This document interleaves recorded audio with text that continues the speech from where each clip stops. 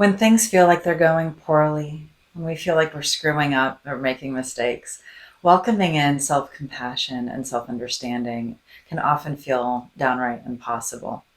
And yet, it's critical for creating the space our brain needs to transition from guilt, shame, all that good amygdala driven stuff, to a state of self thought and present moment engagement.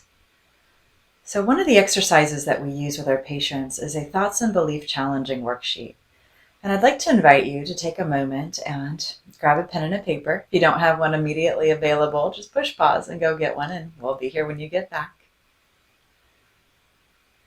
And now, find a time when a mistake was made and you got really down on yourself, downright started calling yourself some names. We've all been there. I know I have been.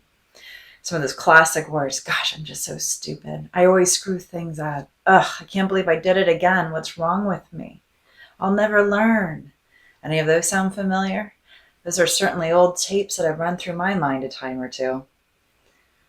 So once you've found an experience where you kicked yourself a little bit for a mistake that was made, write down some of those thoughts at the top of your paper. Now, write down this question. Why might my amygdala be saying these things to me to keep me safe? Now, that's an important question to look at, because when we're criticizing ourselves, it is because our brain is trying to keep us safe. It wants us to be okay. And what can frequently happen in the face of a mistake is our brain will start pulling up all these past experiences where we've been hurt, where we've let ourselves down, where something has happened that our brain said, I need to remember this and create a way to stay safe within it should it happen again. And that's where these painful thoughts and feelings come from.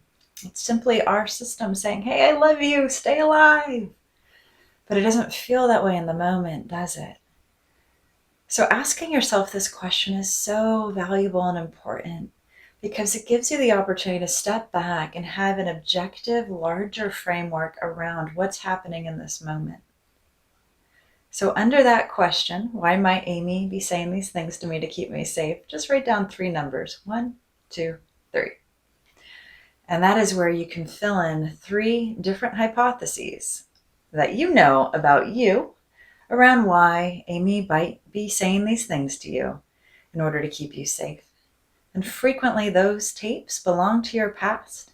They might be the voices of old people in your world that mattered and that you felt as though you had to do something in order to make things okay with them or to please them in order to be safe. Our young selves do this all the time. As a child, we look towards our primary caregivers for safety. And especially if they're critical or rejecting or harsh, our amygdala will make up all sorts of stories about how we are wrong so that we can have agency to create change and not be wrong in the future in order to stay safe. Fascinating, isn't it? Our brains are so counterintuitive.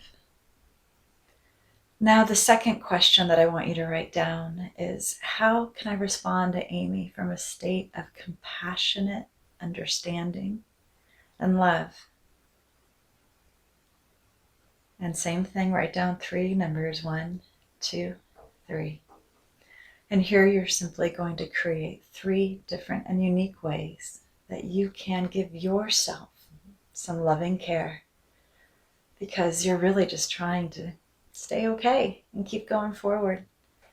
It may not be working for you right now, but the more we beat ourselves up, the more we just cause pain and get in our own way. So let's lean in with self-compassion. And I highly recommend doing this exercise anytime you start to beat yourself up or call yourself a name. Take a breath, step back, and say, hey, Amy, what's going on? Connect with yourself.